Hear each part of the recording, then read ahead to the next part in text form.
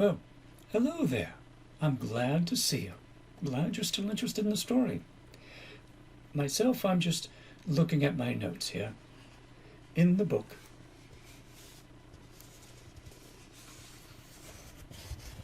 It's a nice leather-bound book. And I'm finding that as I tell the tale, there's a lot more to it than I actually realized. So I'll be adding to this. Lots and lots. You may be staying more than just a few nights in the stable. But anyways, I digress. Before we start, let me grab something to drink, and I'll get something for you as well. Vincent! Vincent! Hang on, boss. I'm never gonna have time to get this website up and running. Yeah, boss. Yeah, I'm here. What is it? Yes, Vincent, could you do me a favor? Could you get us some meat, please? I'd greatly appreciate it. Thank you so much. So, where did we last left off? Oh, yes, they were leaving on horseback. So, let's begin the tale. As the three of them leave the forest, heading back to Talon. The first few hours of riding were quiet, mostly due to Baldwin taking in all that was around. Stories told of the Forbidden Forest, and they all boded ill. Yet here were all types of creatures, large and small, from the little field mouse to the large buck, pacing them 100 yards deep. Finally, Baldwin asked, "Are all the tales of this forest a lie?" "No. What you see is a generation of my kind that has made a secure spot. Those of my elders, and some before them, for reasons unknown to me, chose this spot, and then applied their magics and blessings in securing it. That is not to say some wild creature doesn't test our will every so often, but these woods are under constant watch. So, if said creature is scared off and adventures in again, well, then it meets its maker." "How much of these woods does your clan watch over?" "Not as much as you would think. Within the arrow, we will be out of the protection. Even now, the boundaries of the magic are thinning."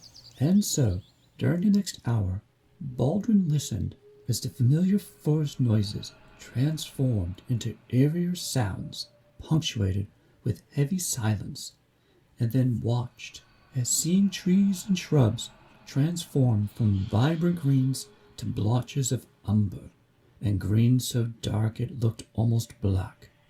Before, where there were wild flowering vines, now were mottled gray skin widely wrapped around branches and thin trees, as if sipping the very life out of them.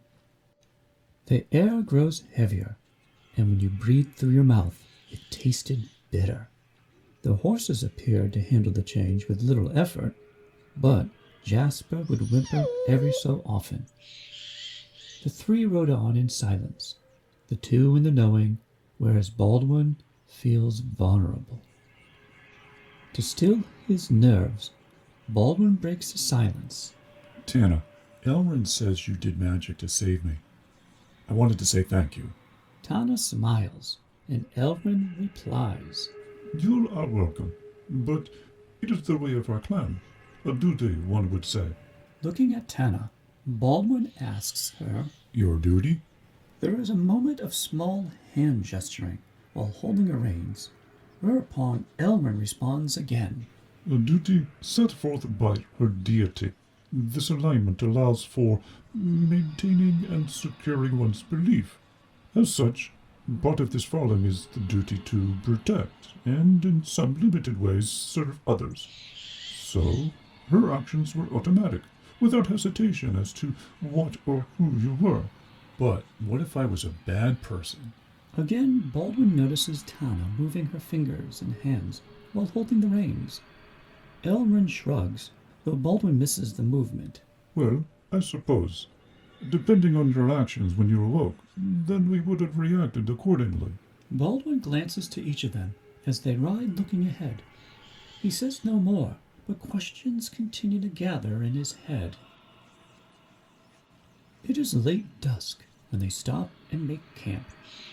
Baldwin again is hesitant with all the tales he has heard of this forest, and, of course, the sounds now awakening as night falls does little to help his mood. "Elrin, Would it not be better to camp outside these woods?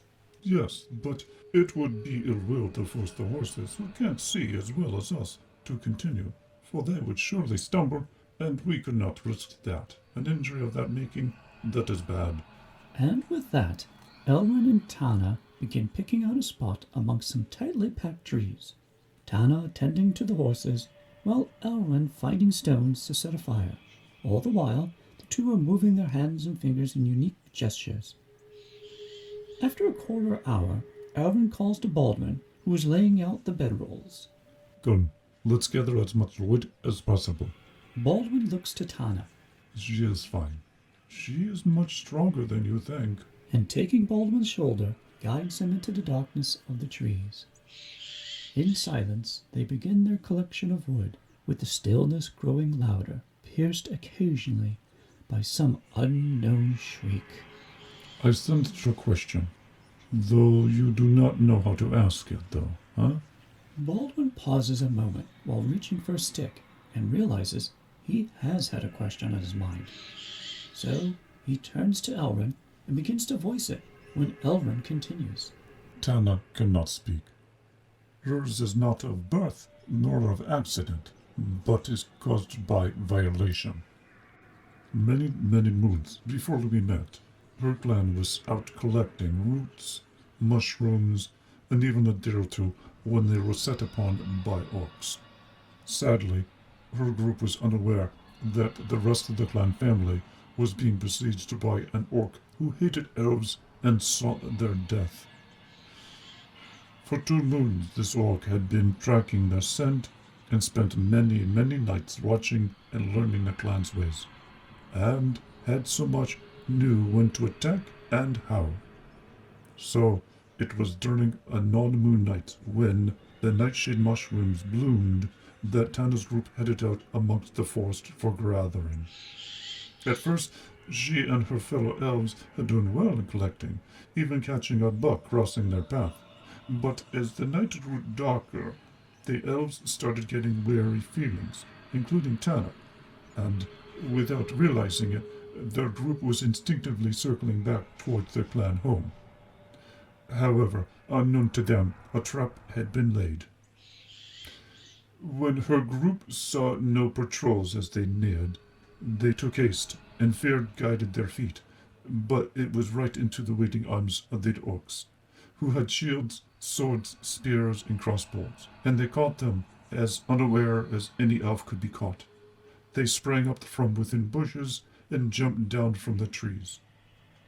Unfortunately, the orc leader had brought his whole tribe so that Tana's group would be outnumbered 3-1. And of course, half of this foraging group were of the older age, long from years of battle. Only a third did not die as they would be taken back to the orc leader for torture and for their feast. Tied up they were, and then dragged back into their elven hamlet, where there they'd witnessed unspeakable atrocities. Bodies laid everywhere. Age meant nothing. Tears began to swell within Tana, but lest she allowed them to see, she let her rage show instead. With axle tripping and kicking, she ran, making her way towards the center, and eyeing a dagger on a woman who she had just left with early in the day, she stooped low, and quickly twisting her hands, plucked it out of its sheath, turning the blade up to slice between her hands.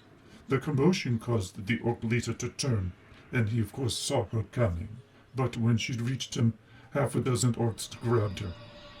So, taking the knife from her grasp, the orc leader sneered into her face. Anger still boiled in Tana's blood, and so she spit in his face, and in orcan words, loose vulgarities that even the leader took offense to.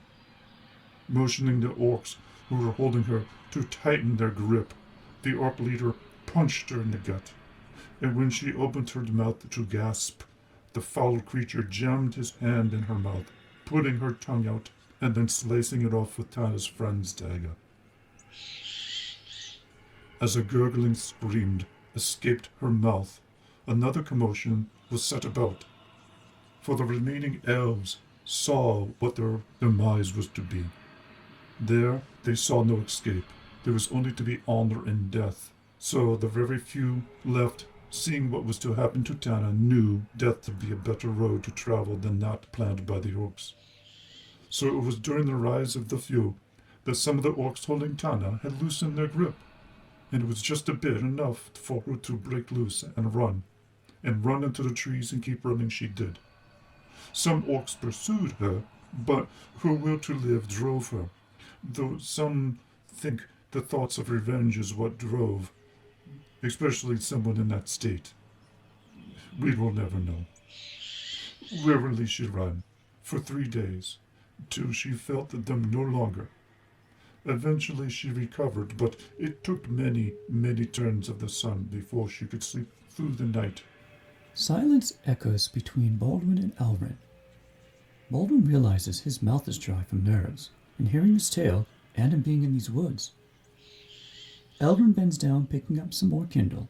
Thus, what you seek with our hands is another form of language, one that Tana learned from an older elf, and in turn, Tana taught me. Baldwin is quiet as he watches Elrin collect wood. Picking branches up himself, he follows him back to the campsite. There they find Tana, already over a fire, with the smell of a soup simmering in the air. Elrin, won't the fire, nay the smell, cause unwanted creatures to us? Perhaps, but Tana has put a protective wall around us, so unless it is something bigger than a wolf, we shall be fine. Still, having her watched would not be so bad either, yes? Sure. Tana motions, with Baldwin looking to Elrin. She says she will take first watch. While Tana is handing out soup, Baldwin starts to ask a question to Tana, then to Elrin, but then stopping, looking back at Tana. Elrin looks to Baldwin. Yes? I have questions. From our conversation earlier. You are fine to ask. We have noticed you humans say thick skin, though I'm not too sure how thick skin has anything to do with telling truths. Baldwin is a bit nervous, hoping what he's about to say doesn't cause any discomfort, especially since she did save his life. Looking at Elrin, Baldwin begins to speak. I have some knowledge of elves and your skills that come naturally, like magic and seeing in the dark and hearing whispers too faint for a human, like me, for example. So, when you mention the orcs and how they surprised the elves, well, I'm surprised.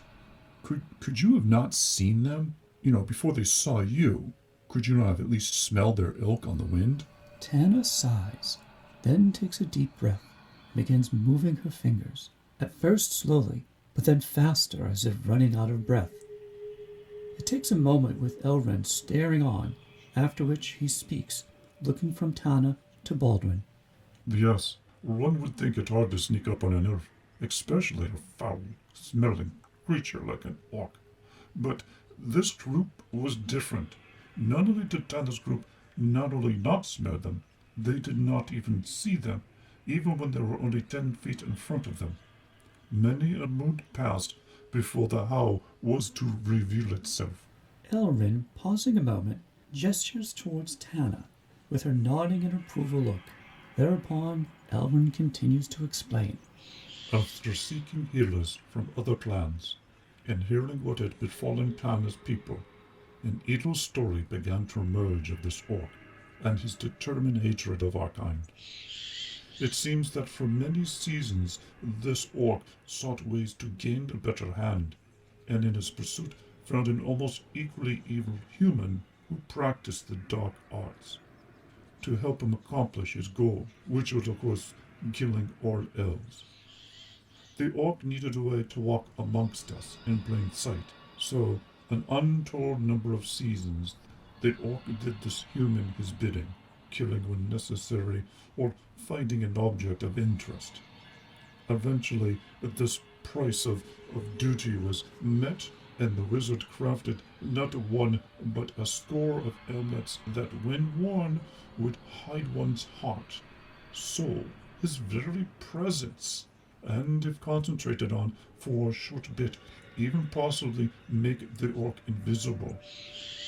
Though that last part, I think, is really my conclusions from lengthy talks with Tana and other magic wielders. Anyways, that is how they got their jump on her people. And this orc, is he still out there? Tana looks to Baldwin, nodding with a grim face. Yes, we both keep our ears open to orc attacks, as ultimately we will have to end his reign. Well, I hope you find him. One less foul creature roaming these lands, the better. Silence followed as they sat and ate, and as before, eerie screeches would call out every so often, each time making Baldwin look this way and that. And when all had finished eating, they began settling in within their bedrolls, while Baldwin began addressing Tana. If I may, I owe you my life, and my constant looking to Elrond to answer for you, well, it feels unjust. Can you teach me how to talk with my hands? Tana looks at Baldwin, staring into his eyes, as if searching beyond, and a moment later a small smile appears, and she nods, followed by some finger and hand movement. Tomorrow will be the beginning of your lessons. And with that, they each laid back, Jasper cuddling up to Baldwin, and let the fire entrance them into a sleep. Except for Tana, of course, for she had first watch. Baldwin is gently shaken. Groggily he opens his eyes, and for a moment he is disorientated. But then, when some creature shrieks from beyond, his mind is awake, and then remembers where he is. The forbidden forest. And then he also notices there's daylight streaming from the top of the trees. Were we not supposed to take watches last night? Yes, and Tana and I did just that. How come you didn't wake me? Elves sleep different than humans. Thus, we do not need the many hours you humans need. But besides, you still need recovering. It will take another couple of days before I would say you're okay from those poison claws. Baldwin nods his appreciation and begins the task of getting his bedroll put away and his horse ready for another day's ride. Within an hour, the three have finished breaking fast and are riding south towards Talon. And as promised, Tana begins teaching Baldwin the ways of speaking only using their hands. Luckily for Baldwin, Tana is a patient teacher, for it takes almost till lunch for Baldwin to get the most basic of gestures. Yes, no, more, food. But on all things in life, a click happens within us. Doors open, and what seemed incomprehensible now appears mundane, or, in Baldwin's case, understandable. Thus, by the time it is dinner, all three are hand-conversing. Not only that, but they have left the covers of the trees and are riding out amongst the hills as the sun sets. When they have finished eating and settling into sleep, Baldwin asks with his hands, "Do we watch tonight?" Tana replies with her own hands, "Yes, like last night, though tomorrow you can take watch." Baldwin frowns and says aloud, Should we not be at Talon before then? Tana smiles and then shrugs as if to say, "Oh well." Baldwin just shakes his head and sets off to sleep. No need in trying to protest. He wouldn't win anyways, especially as these two were set in their ways. Baldwin. Baldwin. Baldwin. Baldwin slowly comes to, finding a hand covering his mouth. Blinking the sleep away, Baldwin sees Elrond over him, his hand over his mouth, looking out beyond the camp into the stillness of night. Jasper, meanwhile, is crouched ever so close to the ground, and silently is whimpering, barely audible. Frowning, Baldwin gently pulls Elrond's hand away, and then gestures the words, "When is morning?" Elrond replies in kind, "Several hours." As Baldwin turns his body, still laying low, he notices the fire is out, and Tana is out on her belly, about 30 feet or so. Elrond whispers something. Something out there is moving. It is not a wild horse. And at the mention of the horses, Baldwin notices they are quiet. In fact, they're too quiet. In fact, the whole night is quiet. There's nothing to be heard. All he can hear is his own heart beating and his breathing. They lay there for what seems like hours, but in fact, it's only minutes past before the sound of crickets start to fill the air. Slowly, Tana crawls back and speaks to them, both telling them the creature headed south past them. Baldwin mouths the word Talon, whereupon Tana replies with a shrug and half nod. There are still several movements of the moon and sun before morning, and we cannot ride the horses in this darkness. Try to rest, Baldwin, and at first sunlight we will make haste to Talon.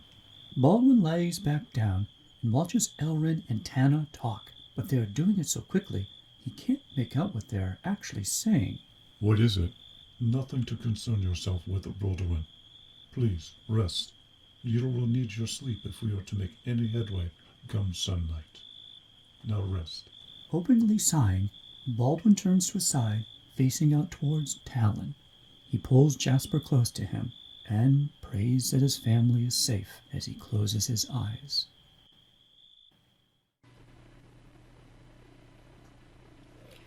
Okay.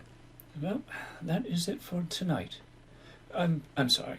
I forgot to tell you, but I have another appointment. Yes, this late in the evening. So my services are usually called upon in the weirdest parts of the days, but nonetheless, we will finish the story, continue it.